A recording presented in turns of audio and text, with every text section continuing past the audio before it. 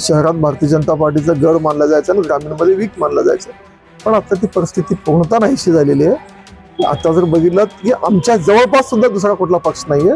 त्यामुळं जिल्हा परिषदेमध्ये भारतीय जनता पार्टीच्या निकालानंतर हे स्पष्ट जाणवतं की आमचे पाळेमुळे आता ग्रामीण भागात सुद्धा चांगले रुजलेले आहेत. जिंकण्यासाठी एक नेतृत्व म्हणून जी काही मदत करावीशी लागते ती सगळी मदत त्यांनी त्या ठिकाणी स्वतः केल्यामुळेच त्यांच्या नेतृत्वाखालीच हे भारतीय जनता पार्टीला मिळालेलं यश आहे. महापालिका असेल आणि नगरपंचायत तिन्ही ठिकाणी भरघोस यश जे आहे ते भाजपला मिळालेलं आहे. आणि याच्यामागे हे एक नाव येते ते म्हणजे पालकमंत्री जयकुमार गोरे. कशा पद्धतीचं त्यांचं या यशामध्ये मोठा वाटा. राज्याचे ग्रामविकास मंत्री जयकुमार गोरे साहेब हे सोलापूरला पालकमंत्री म्हणून लाभल्यानंतर पूर्णतः संपूर्ण वर्ष त्यांनी शहराच्या अनेक वर्ष प्रलंबित असलेली विकास कामं पूर्ण करण्याला त्यांनी प्रयत्न दिला. त्याचंच फळ म्हणून महापालिकेला त्यांनी घेतलेले सगळे एफर्ट्स असतील, जिल्हा परिषदला अनेक सभा ग्रामीण भागात स्वतः पालकमंत्री गोरे भाऊंनी घेतल्यामुळेच हे यश आहे. पक्षाचा प्रत्येक सामान्य कार्यकर्ता जिंकण्यासाठी एक नेतृत्व म्हणून जी काही मदत करावीशी लागते ती सगळी मदत त्यांनी त्या ठिकाणी स्वतः केल्यामुळेच त्यांच्या नेतृत्वाखालीच हे भारतीय जनता पार्टीला मिळालेलं यश आहे. आपल्याला माहिती आहे की पूर्वी 49 नगरसेवक म्हणजे स्पष्ट बहुमत महापालिकेत भाजपाला नव्हतं. आज पालकमंत्र्यांनी मागच्या 6 महिन्यापासून मिशन 75ची घोषणा या ठिकाणी केली होती.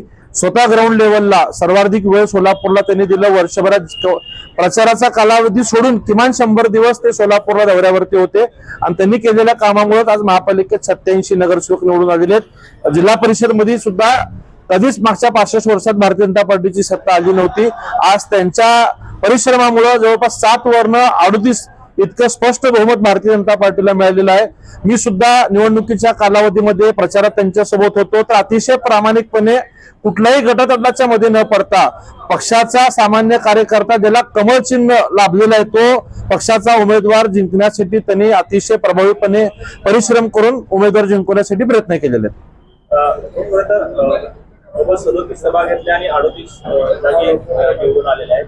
त्या संदर्भात काय कशा पद्धतीने शेड्यूल त्यांचा एकंदरीत दिवसाची सुरुवात सकाळी 7:30-8 वाजल्यापासून ते ज्या ठिकाणी राहत असतील मग सातारा असेल सोलापूर असेल प्रत्येक ठिकाणी वेळ देऊन 9-9:30 पासून हेलिकॉप्टरने प्रवास करून जास्तीत जास्त ठिकाणी पोहोचण्याचा त्यांनी प्रयत्न केला. अगदी रात्री 10-10 वाजेपर्यंत सभा चालायच्या आणि सभा संपल्यानंतर सुद्धा 12-1 वाजेपर्यंत उमेदवारांसोबत किंवा पक्षाच्या नेतेगणांसोबत बैठका व्हायचे. या सगळ्या गोष्टीला मी सुद्धा साक्षीदार आहे.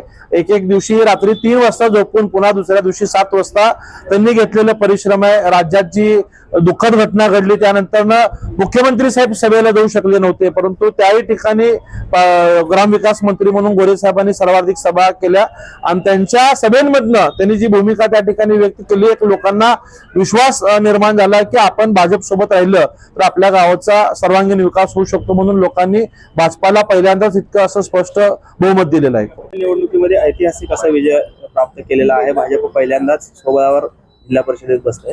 काय सांगाल कशा पद्धतीने एकंदरीत हे निकाल आलेले आहेत, काय कष्ट घेतले? इतिहासात पहिल्यांदा भाजप भारतीय जनता पार्टीचा जिल्हा परिषदचा अध्यक्ष आज होतोय.